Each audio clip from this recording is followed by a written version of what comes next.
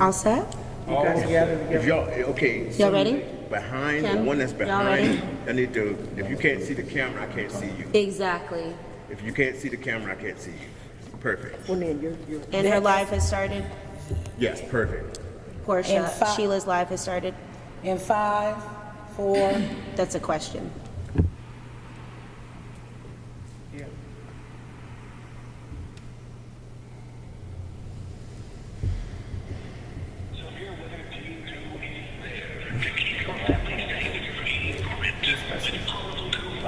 We're live. Portia, I need you to start Sheila's live. It started. Okay. Thank you so much for coming out today.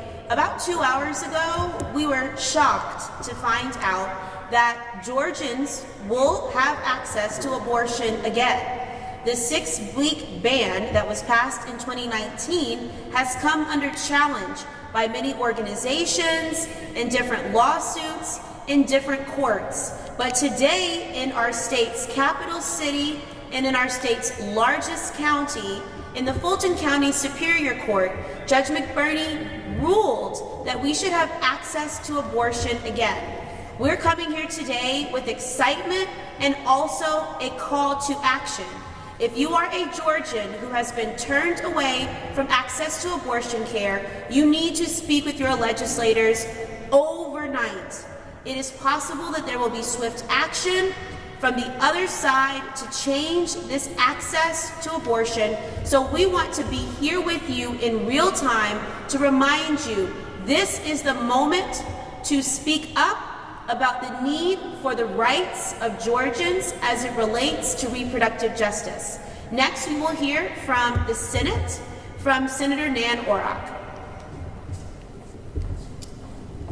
Good afternoon. Those of us standing here today to applaud the Superior Court Judge McBurney's decision that abortion rights should be restored to where they were before this 2019 bill was passed. We applaud his decision. And we know that we speak for 3/4 of the people in Georgia who believe that a woman has the right to determine what to do with her own body. The right to privacy is well established in state and federal law, and we know that the reason that women and their supporters, women and good men across this country, are deploring the Roe v. Wade decision by the Supreme Court that snatched away our right as women to bodily autonomy. This is not a concluded, by any means finished conversation. There was an OBGYN who has worked in this state for years who can talk about the complexity of pregnancy and the decisions about the health of the mother that are complex, that should be left up to doctors and to the decisions of the patient seeking help through a pregnancy or the determination that a pregnancy is going to be terminated. Across this country, we're seeing state after state reverse that awful Roe versus Wade stripping of our rights that we saw our Supreme Court do.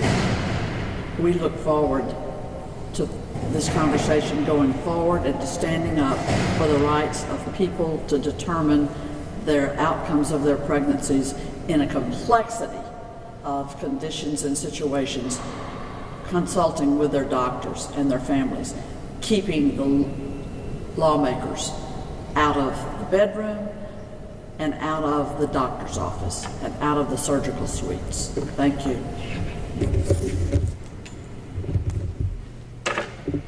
Good afternoon.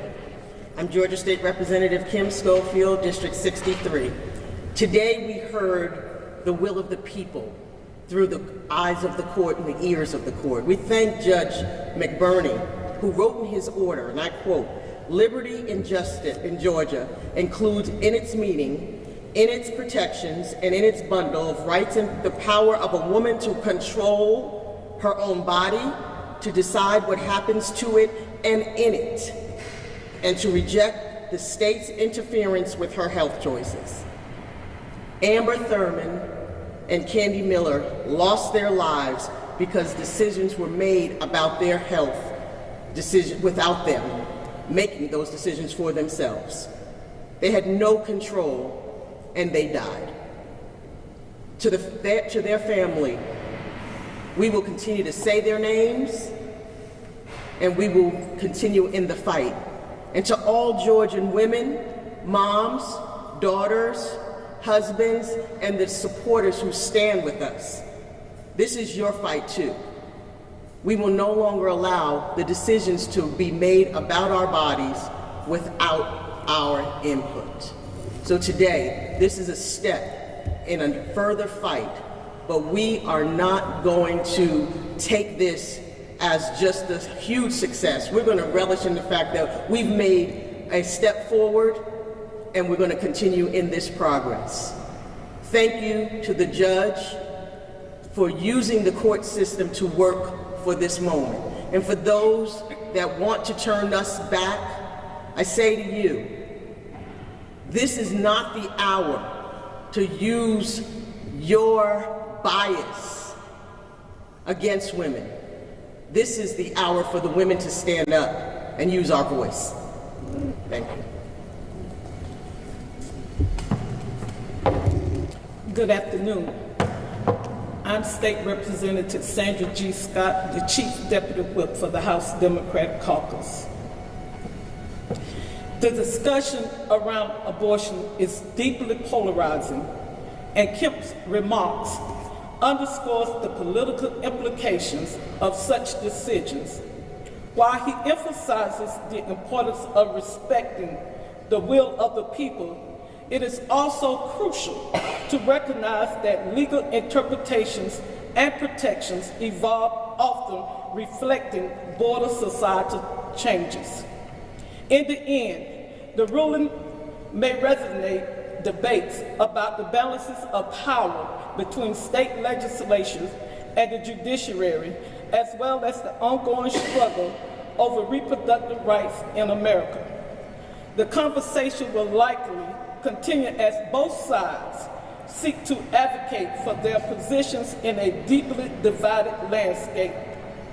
I would just like to say that thank you to the judge for making these decisions today. And I would like to say to Governor Kemp and the Republican Party, keep your hands off our body.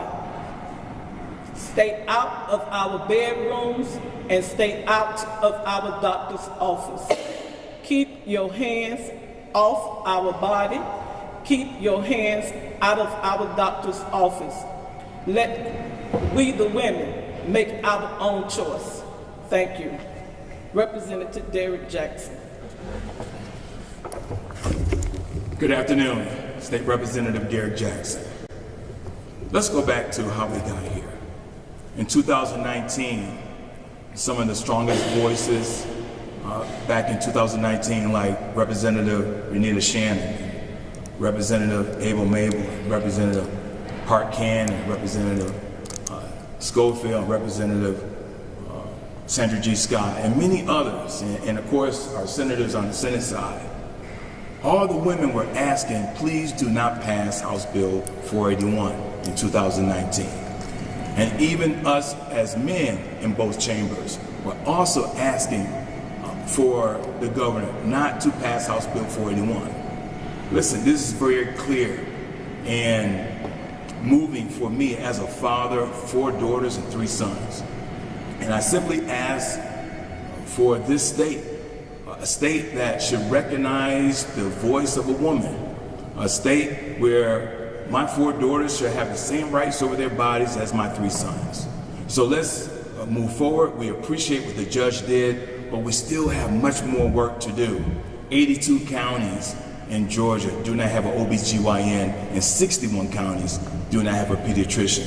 So let's be right and do right for the women in Georgia. Thank you. We'll take questions at this time. Were you guys expecting for this to come down today? If the question was, were we expecting for this to happen today? Truthfully, on Saturday, we were standing here at Liberty Plaza, begging for lawmakers to come back to session and to address the deaths that happened. We let them know very clearly, we can repeal this law if we do a special session or if we come back to the Capitol in January. So we had already outlined a road for lawmakers. Now on the side of the judicial, we know that they have their own powers as well. So we applaud the powers that they use today. We have been watching these lawsuits in courts for years. Did you know the state of Georgia paid an attorney out of Virginia $450 an hour for over 3 years about this lawsuit in order to stop people from having the right to choose? So we say today, the Judicial Circuit has done a great job in stopping the overspending of taxpayer dollars by making this decision, and we will be back here tomorrow at 10 a.m. for another press conference to update Georgians on where we stand tomorrow. I think we need to be clear that the author of this bill that took away women's rights, the author of the bill for the 6-week abortion ban, said today publicly on the radio interview that he held that he believes the next thing we should do in the state legislature is deal with the drugs that women are able to obtain to launch an abortion if they decide that that is their choice. And so he additionally, Senator Setzler additionally added that he thinks that the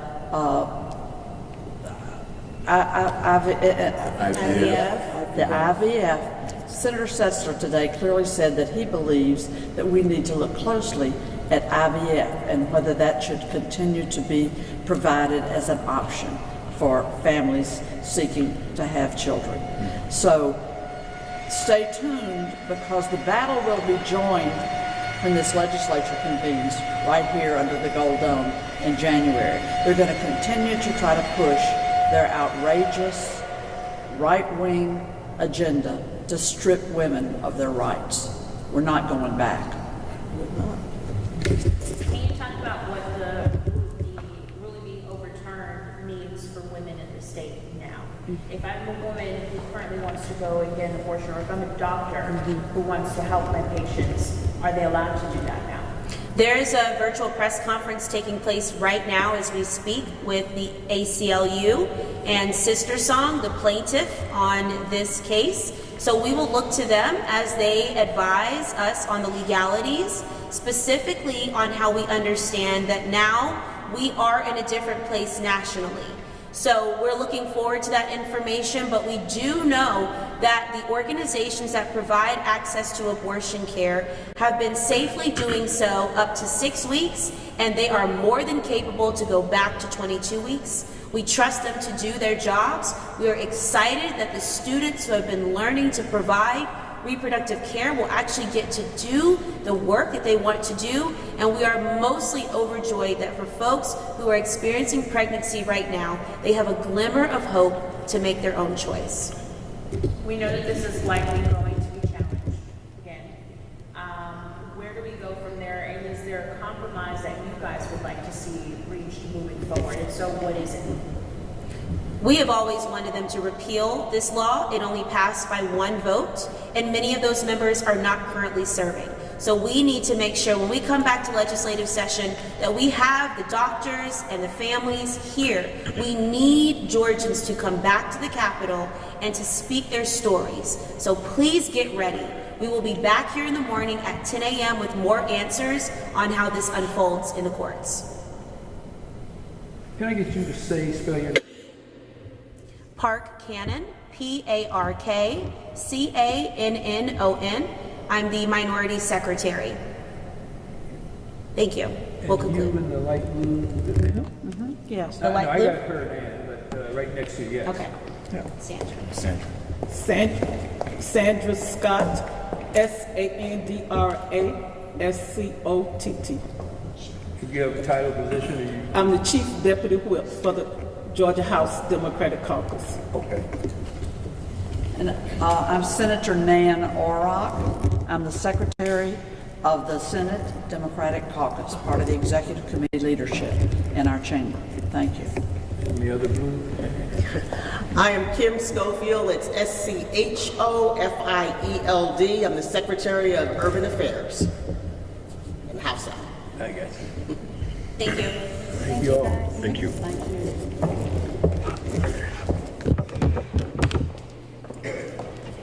Yeah, I think we should try to codify Roe v. Wade at the state level. Okay, Shirley, I will text you shortly. Thank you.